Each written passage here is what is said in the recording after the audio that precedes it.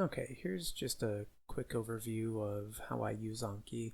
I'll be working with the desktop app. I'm not certain how closely it'll mirror the web app, but the same concepts should apply. So first things first, if you go into Tools and Preferences, on the Syncing tab, you can log in with your Anki account. That way, all of your cards can be synced across whatever device you're logged in on. So if you make cards on your desktop, you can study on your phone. Important point there is you may have to manually sync your cards. Otherwise, they won't show up on your other devices. So like until I close or reopen Anki, it's not going to automatically sync for me. So any new cards that I make won't show up when I go to study on my phone later, unless I manually sync it. So make sure you sync regularly. Next, the only add-on that I use is Image Occlusion Enhanced. So to add that to Anki here, I'm going to go to Tools, and I'm going to go to Add-ons, and then Get Add-on, and Browse Add-on. Then from there, I can find, let's look for Image Occlusion Enhanced, and then if you scroll down a little ways underneath Download, you'll find a code like this one here. You just copy and paste that back in Anki into your code field, hit OK, and it will add it to your list of add-ons. From there, select your add-on and make sure that it is toggled enabled, which it should automatically do that, but if you restart Anki and it's still not showing up how it's not working, just come back in here and make sure that it is enabled. But you will have to restart Anki before any of your new add-ons work. So assuming you've done that, let's make some cards. So the first type of card that I use the most is a Cloze deletion. So from my main screen here, I'm going to either create a deck or go into a deck that already exists. A bunch of these are just, you can get like other people's decks or note types and stuff. There's limitless resources online, but you don't have to get bogged down in all that. I do want to throw it out there that like if it's too onerous to make cards or you don't have the time or the spoons to do it, using pre-made decks is totally fine. I feel like I get a little bit more from making my own cards, but like I didn't make any of my own cards for studying for the MCAT. I used someone else's deck, and it's better than not doing anything because you don't know what to study or don't have the time or spoons or what have you to make them. But anyway, I've already made a deck for Bib. I haven't added any cards because I'm actually a terrible student. So let's go into that deck and correct that. So I'll start with making a Cloze deletion. So Cloze deletion cards, it's CLOZE. If you click like card type here, you can choose it. Those are a bunch of custom card types that I don't know anything. I don't know how to actually use them. Cloze is a basic one that's included. So we're going to have Cloze selected. I'll make sure I've got the correct deck selected. That way I don't add these to the wrong deck. And let's make a basic card. So this lecture about closer look at bone marrow opens up with saying that B12 and folate deficiencies are the most common causes of megaloblastic anemias. So that's a easy bite of information to process. You don't want to make anything that's super long. I'm not going to make like a paragraph about these things. And I'm also not going to lead with a very long sentence because we're just, your brain's going to learn patterns. So if I led this with the two most common causes of megaloblastic anemias are B12 and folate deficiency, my brain may eventually learn, like, if I see the two most common, I may automatically go like B12 and folate, but I haven't actually like learned anything there. So leading with terms is helpful. Keep it short and to the point. You're gonna get tired after doing flashcards, and if you have to read more than a sentence, you're probably not gonna do it. But anyway, so I've put in the information that I want to learn. I want to learn that B12 and folate deficiencies are the most common causes, are the two most common causes of megaloblastic anemias. So there's a few bits of information here that I want to learn independently. I want to learn that. Second point, break things up if you have multiple learning objectives on a card, because you don't want to like keep seeing the same card over and over if you've already learned it, but you haven't learned all of it. So if I had a checklist that I wanted to learn, don't punish yourself if you can't get all 3 things on your checklist. If you're consistently getting 2, then you don't want to see those cards anymore. You just want to learn the one you don't know, right? So I want to learn that B12 is one of the most common causes. Folate's one of the most common causes, and together they're causing megaloblastic anemias. So let's go ahead and make closes. So up here on the right, you can see this bracket with the plus sign, and that's going to add our close fields. So I've got B12 already selected. I'm going to click that, and it gives me a couple of curly brackets, C or close, 1, : B12. So what that's going to look like on a card is brackets with ellipses. So blank and folate deficiencies are the 2 most common causes of megaloblastic anemias. So I know that B12 is a vitamin, and I want my card to say this vitamin and folate deficiencies are the 2 most common causes of megaloblastic anemias. So to give myself a context clue, because I need to know what context this card's around, because when I go back to learn it later, I need to know what ballpark I'm actually in. I'm going to add a couple colons and say it's a vitamin. So now it'll say vitamin and folate deficiencies are the 2 most common causes of megaloblastic anemias. And then folate's another one I want to learn. So I'm going to click that plus again, and that's going to give me C2, : folate. And I don't know if folate would be considered a vitamin or not, but we're going to throw it in there anyway. Just so that I have some context.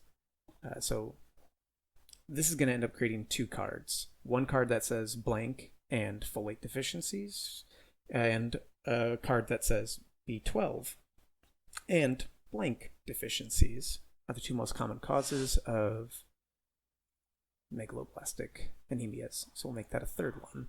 So then I'll have a 3rd card that says B12 and folate deficiencies are the 2 most common causes of blank anemias. Now I could have included megaloblastic anemias as the entire close card, but I have to know what kind of disorders I'm talking about, so I'd probably end up putting type of anemia. So you can save yourself a little work, and if you're gonna have to add something back, as a context clue, then just don't preclude it. So right now I've made a basic card. I'm gonna add this, and this is gonna add 3 cards for me: C1, C2, C3. Other thing that you can do is, if you want one card to have 2 deletions, just make it part of the same close. So if I made this a C2, I would have a card that would say blank or vitamin and vitamin deficiencies are the 2 most common causes of megaloblastic anemias. That might be a little too ambiguous and difficult, but it's something that you can do when you're trying to keep multiple pieces of information on the same card, or occlude them on the same card. So anyway, I'll hit add, and now if I go into my bib deck, you can see I've added 3 cards. Let's go to browse. We can see I've got 3 cards here. Let's preview those. So there, vitamin and folate deficiencies are the 2 most common causes of megaloblastic anemias, and I know that it is B12 and folate. And now I have B12 and folate deficiencies are the 2 most common causes of blank anemias. So what type of anemia is? I know it's megaloblastic. And then my third card with the folate. All right, so that is using closed deletions. So what about image occlusions? Image occlusions are great for if you want to learn something that is visual. So like if I wanted to learn this maturation cycle here, listing all of this out on a card would be difficult and probably not very effective. But if I want to learn it as a cycle, like if you were learning, say, glycolysis or something where you're going to learn it as the entirety of the image, this is a perfect image occlusion card. So if you're using the PowerPoints, a couple ways you can do this. If you just click the image, so say I want just this cycle, I can copy that.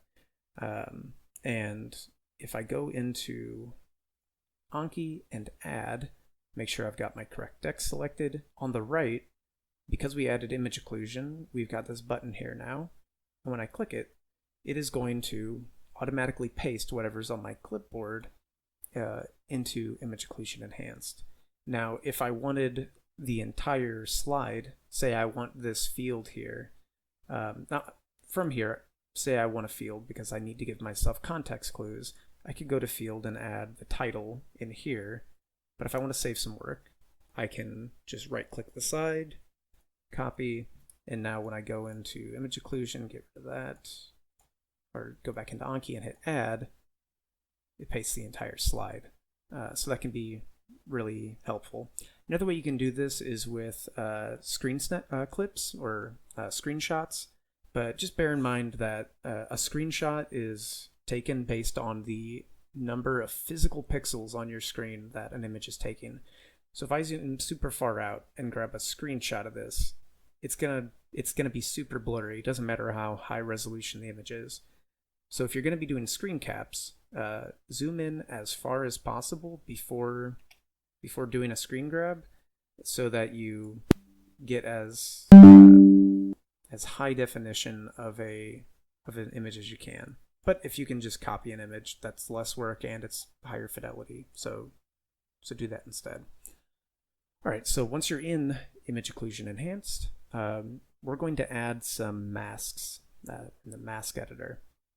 So we have masks, and say I want to learn every term on this image. So I'm going to collect, or I'm going to drop boxes all over the place here to cover those up. Easy peasy. And then say that's all I wanted to do with this. You can do more things with it. So say, for example, you don't want the image to show. You want to have to envision what does that look like. But you want the name and the image to be blocked and appear on the same card. So you could hold down Shift and click these two, and then hit G as in George. And now those are grouped, so they'll move together. And also, when you create cards, they will appear and disappear together. So I don't want to do that, because I'm never going to actually remember what all these look like independently. Or maybe I should. Yeah, we'll throw it back on. Now you could also just cover all of it, but there may be times when it's not possible to draw one box and you need to group multiple boxes or even lines or arrows.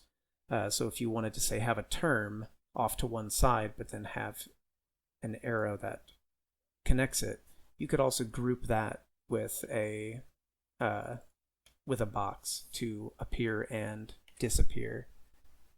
But anyway, once we've got our card where we want it, we have two options for making the cards: hide all, guess one, and hide one, guess one. If we do hide all, guess one, all of these will be present on the card, and one of them will be highlighted for you to recall. With hide one, guess one, only what you need to recall is hidden. The downside to that is if you see what everything else is labeled, it's going to give you context, or it's going to give you clues as to what is hidden.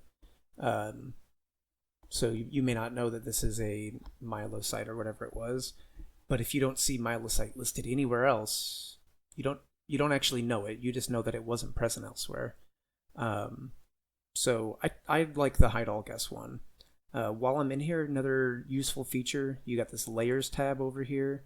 You can click like your labels or your masks and hide or show them. So if you can't remember what was under something and you need to group some things, you can always toggle things on and off so you don't have to move stuff around. Anyway, we've got that grouped. We've got those made. Let's go ahead and make these cards. I'm going to hit hide all guess one. It made 9 cards for my 9 distinct fields and my grouping. So let's see what that looks like. If I close out of that and go into my deck, I now have 9 more cards on top of the 3 I already had. If I go into browse and preview, this is what that looks like. So I know that I've got maturation of myeloid and erythroid cells. That's the cycle I'm looking at, and I need to identify that card or that term there that is hidden.